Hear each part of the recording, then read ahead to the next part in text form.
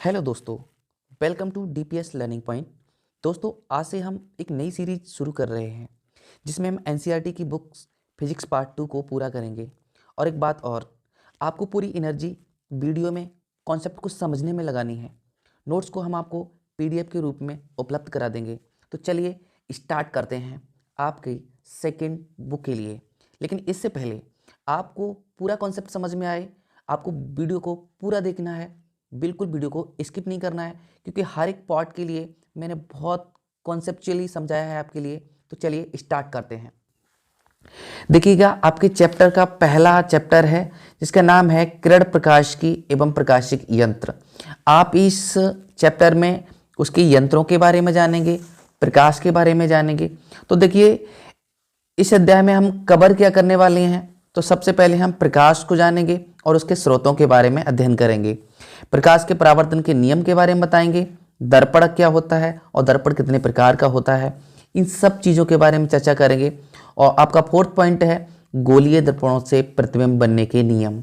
तो चलिए स्टार्ट करते हैं। सबसे पहले हम लाइट के बारे में जान लेते हैं कि प्रकाश क्या है। तो देखिएगा, प्रकाश एक प्रकार की ऊर्जा है जो हमारी आंखों पर दृष्टि संवेदना उत्पन्न करती है, जिसकी सहायता से हमें वस्तुएं दिखाई देती हैं।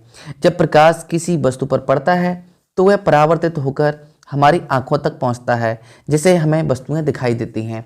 ये चीज़ आपको बहुत स्पष्ट तरीके से समझ में आ गई होगी, शायद इसको समझाने की आवश्यकता नहीं है।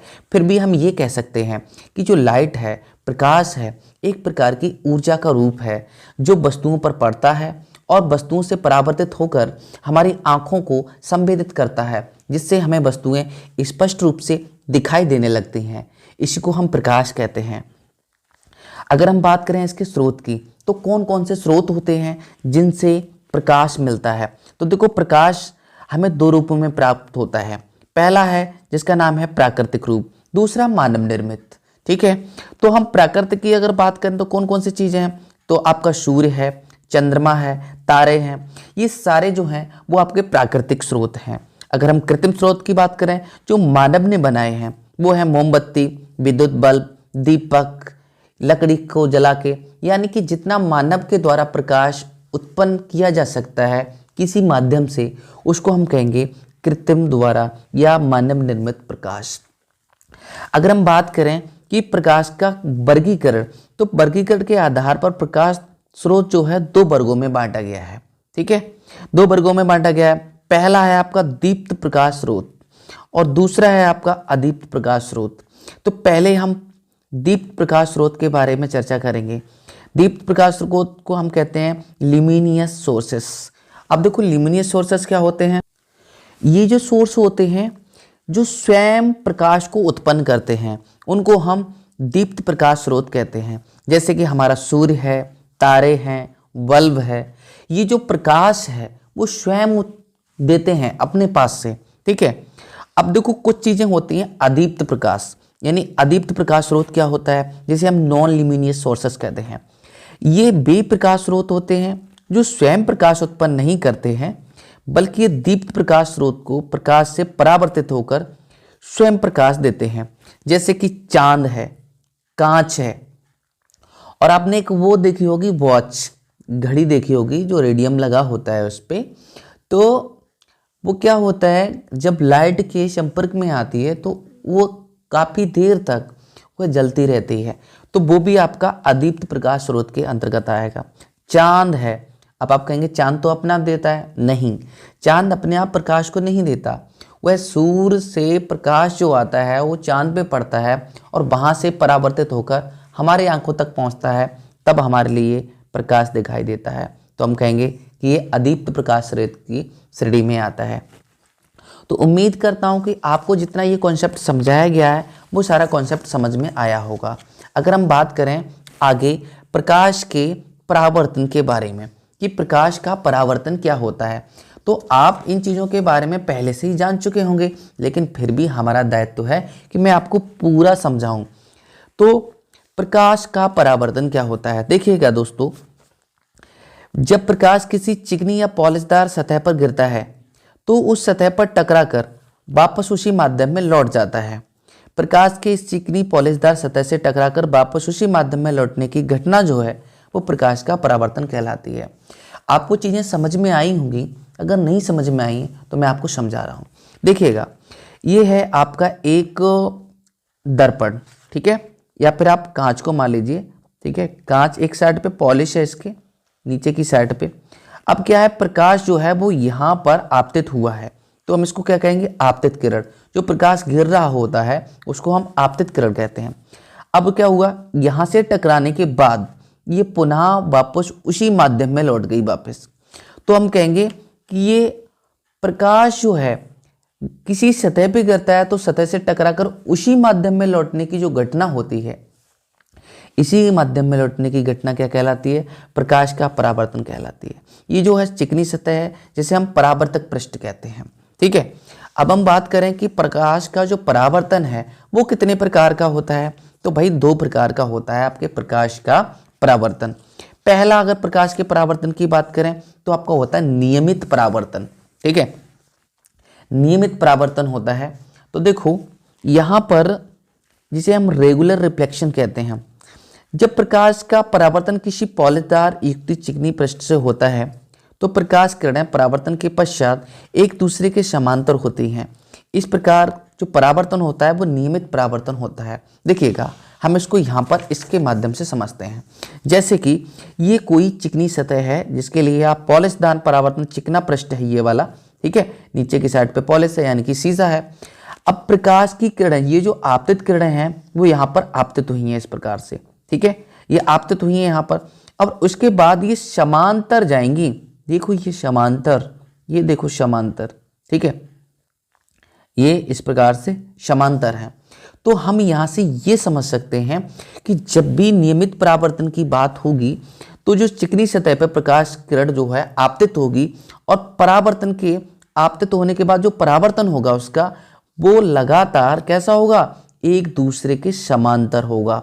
इस बात को हमें विशेष रूप से समझना होगा। जैसे अगर मैं इसको अच्छे से समझाने की कोशिश करूं, एक नया पेज ले लेता हूं। जैसे कि यहाँ पर एक है आपका ये दर्पण।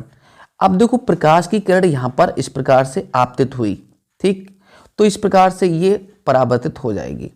इस प्रकार से कोई आपतित हुई प्रकाश की किरण यहाँ पर, तो ये इस प्रकार से परावर्तित हो जाएगी।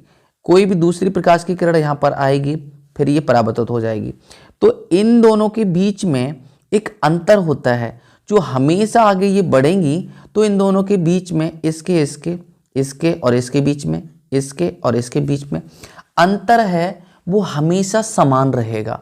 इसलिए हमने यहाँ पर एक बात जोड़ी है, इसमें इन्होंने बताया क्या कि परावर्तन के पश्चात एक दूसरे के समांतर होती हैं। इस प्रकार का जो परावर्तन है वो नियमित परावर्तन कहलाएगा। आपको उम्मीद करता हूँ कि ये चीज़ बहुत अच्छे से समझ में आ गई होगी। तो हम बढ़ते हैं आपके नेक्स्ट पॉइंट की तरफ। अब अगला पॉइंट है आपका अनियमित परावर्तन, या फिर हम इसको विसरित परावर्तन कहते हैं, यानी कि इरेगुलर रिफ्लेक्शन।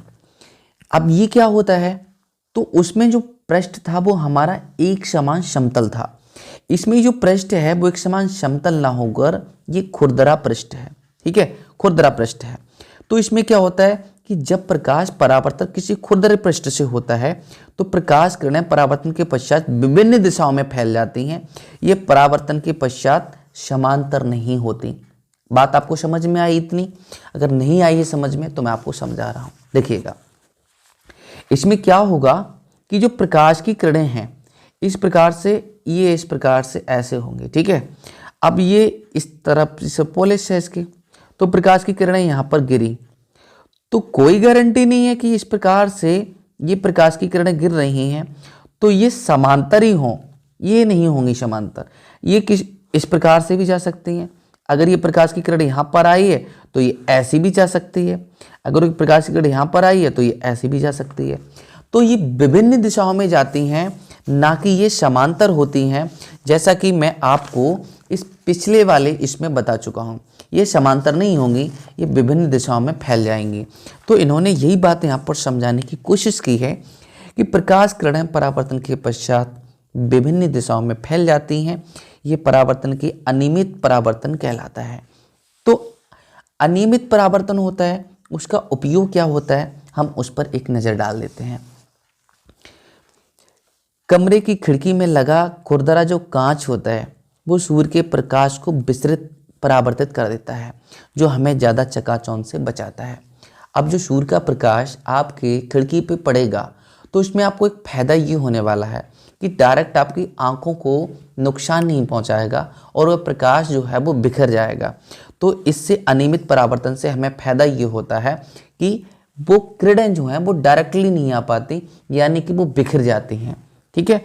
दूसरी अगर हम बात करें तो अखबार खुरदरे व सस्ते कागज पर छापे जाते हैं, जिससे उस पर पड़ने वाला प्रकाश जो है वो विस्तृत परावर्तक हो सके और उसके छोटे छोटे अक्षरों को हम बहुत आसानी से पढ़ पाएं।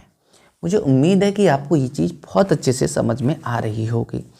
अब हम बात कर लेते हैं थोड़े परावर्तन के नियमों के बारे में कि परावर्तन के नियम क्या होते हैं। तो नोट की अगर हम बात करें तो समतल दर्पण के परावर्तन के 2 नियम हैं। अच्छा, जो आपका परावर्तन होगा वो समतल दर्पण से परावर्तन के 2 नियमों के आधार पर होगा। जैसे कि प्रथम अगर हम नियम के बारे में बात करूं तो आपतित किरण, परावर्तित किरण तथा अभिलंब तीनों एक ही पृष्ठ पर होते हैं। इसको आप ऐसे समझ सकते हैं जैसे कि ये है आपका एक, क्या है बताइए, ये है आपका एक परावर्तक पृष्ठ। ठीक है, ये परावर्तक पृष्ठ है आपका। अब यहां से जो ये किरण है ये वाली, ये आपतित किरण है और ये जो है वो परावर्तित किरण है और ये जो है वो आपका अभिलंब है। तो आपतित किरण, परावर्तित किरण तथा अभिलंब किसी तल के किसी एक बिंदु पर तीनों स्थित होते हैं। ये तीनों जो होंगे वो एक ही बिंदु पर होंगे। आपतित, परावर्तित, अभिलंब तीनों एक ही बिंदु पर होते हैं। आपको यहां पर ये चीज समझ में आई होगी। अगली अगर हम बात करें तो आपतन कोण सदैव परावर्तन कोण के बराबर होता है। तो देखिएगा यहां पर ये जो कोण बनेगा ये वाला, इसको हम आई बोलेंगे। आई क्यों बोलेंगे? इंसिडेंट रे होती है इसलिए हम इसे आई से दर्शा देते हैं। अब ये होती है आपकी रिफ्लेक्ट रे, यानी कि हम इसे आर से दर्शाते हैं। तो ये जो कोण बनेगा इस कोण की बिल्कुल बराबर होगा। तो हम यहां पर ये कह सकते हैं कि एंगल आई बराबर एंगल आर। ठीक है, तो ये था आपका अनियमित परावर्तन तथा इसके उपयोग। अब हम बात करते हैं प्रतिबिंब के बारे में, यानी कि इमेज क्या होता है। तो देखो, आप इमेज को बहुत अच्छे से जानते हैं लेकिन आप एक्सप्लेन ना कर पाए, वही थोड़ी सी दिक्कत है। तो आप डोंट वरी, बिल्कुल परेशान मत होइएगा, मैं आपके साथ हूँ। और एक रिक्वेस्ट है मैं आपसे करना चाहूँगा कि अगर आपके लिए वीडियो वाकई में समझ में आ रही है तो प्लीज़ इसको लाइक करिएगा, सब्सक्राइब करिएगा और बेल आइकन को दबा दीजिएगा, जिससे हमारा हर नोटिफिकेशन आप तक पहुँच पाए। और साथ ही साथ आप इसको अपने दोस्तों के साथ शेयर भी कर सकते हैं, जिससे हमारे लिए भी सपोर्ट मिलेगा और प्लस आपके दोस्तों का फायदा भी होगा। तो चलिए प्रतिबिंब को स्टार्ट करते हैं। तो दर्पण में बनी जो आकृति होती है उसी को हम प्रतिबिंब कहते हैं। जो आप सामने, जैसे कि आपका एक दर्पण होता है और आप यहाँ पर खड़े हुए हैं, ठीक है, तो ये जो दर्पण में आपका प्रतिबिंब बनता है इसमें, उसी को हम कहते हैं प्रतिबिंब। दर्पण में बनी आकृति को ही हम वस्तु का प्रतिबिंब कहते हैं। प्रतिबिंब जो है आपका 2 प्रकार का होगा।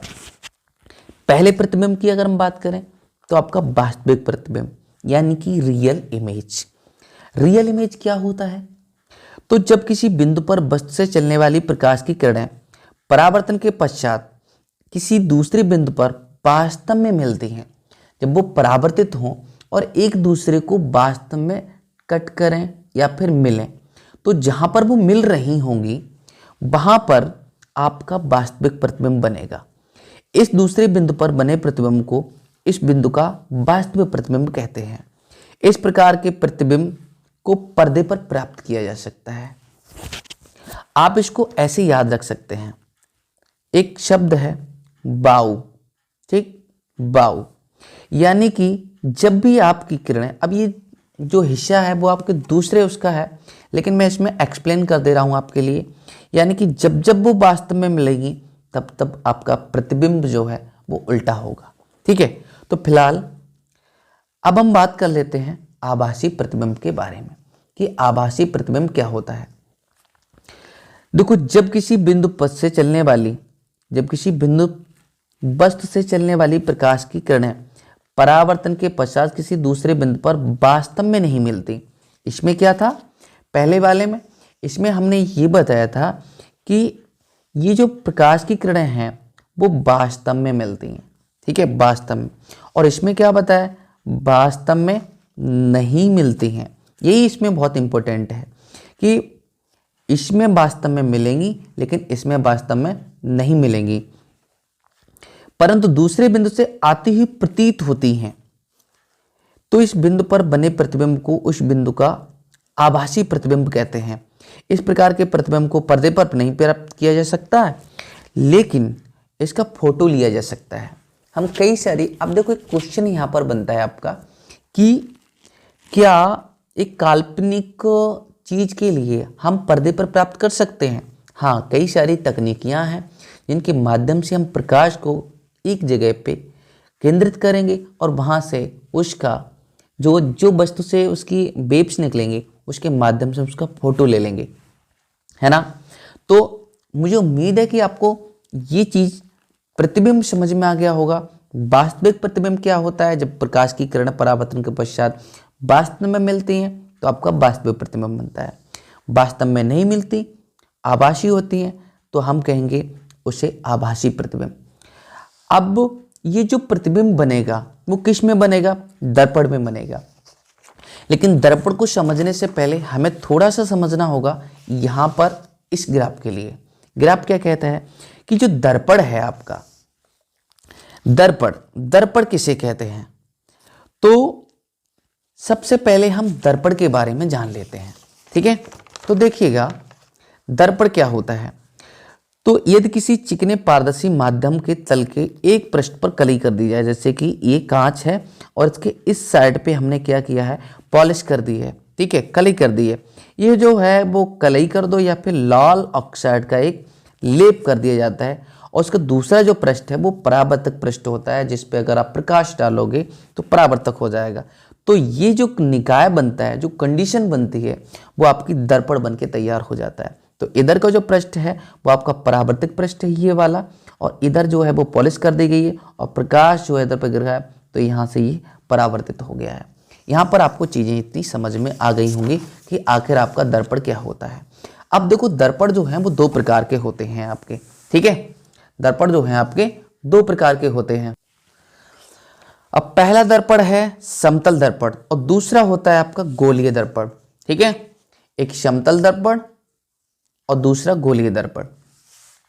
समतल दर्पण क्या होता है, सबसे पहले हम उसके बारे में चर्चा कर लेते हैं। तो ऐसे दर्पण जिनका परावर्तक पृष्ठ समतल होता है समतल दर्पण कहलाता है, और जिसके एक साइड पे पॉलिश कर दी जाती है। देखो, जस्ट मैंने अभी बताया आपको कि दर्पण क्या होता है। तो मैंने कहा एक पृष्ठ जिसके एक साइड पे पॉलिश कर दो और दूसरा पृष्ठ जो है वो आपका परावर्तक पृष्ठ रहे, उसी को हम कहते हैं समतल दर्पण, यानी कि ये प्लेन होते हैं बिल्कुल।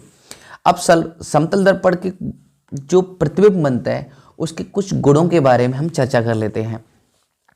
तो समतल दर्पण द्वारा बना प्रतिबिंब जो होता है सदैव आभासी तथा सीधा बनता है। समतल दर्पण जो प्रतिबिंब बनेगा वो आभासी बनेगा और हमेशा सीधा बनेगा।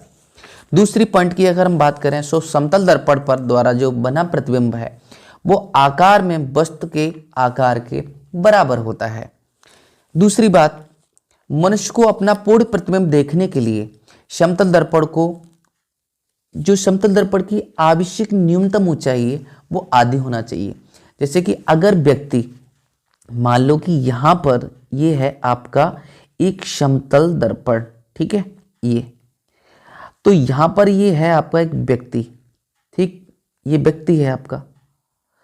तो अगर इसकी जो ऊंचाई है वो आपकी है मान लो कि 2 मीटर, ठीक, 2 मीटर है, तो यकीनन रूप से आपका जो शीशा है ये वो आपका 1 मीटर का होना चाहिए। ठीक है, तो शीशा तब वो अपनी जो परछाई है ये व्यक्ति इसमें पूर्ण रूप से देख पाएगा, पूरा साइज देख लेगा अपना। ठीक है, और वस्तु का प्रतिबिंब को मिलाने वाली रेखा समतल दर्पण पर लंब होती है। यानी कि जब भी कोई वस्तु से समतल दर्पण पर मिलाने वाली जो रेखा होगी वो समतल दर्पण एक लंब होगी। एक बात मैं आपको और बताऊंगा कि यदि समतल दर्पण एक दूसरे के समांतर रखे हों तो प्रतिबिंब की संख्या अनंत होती है। एक दूसरे के समांतर रखे हों, जैसे कि अगर आप अपनी शेविंग कराने जाते हैं तो उनकी जो प्रतिबिंब जो दर्पण है वो पीछे और आगे लगे होते हैं। तो आप जहां तक भी नज़र फैलाएंगे अगर वो समांतर होंगे तो आपके अनंत प्रतिबिंब बनेंगे, अनंत, इनफाइनाइट, कोई गिनती नहीं होगी।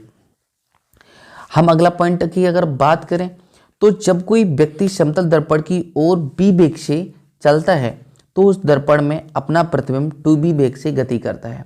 आपको ये चीज़ समझ में नहीं आई होगी, मैं आपको समझा रहा हूँ। देखो, ये रहा आपका दर्पण।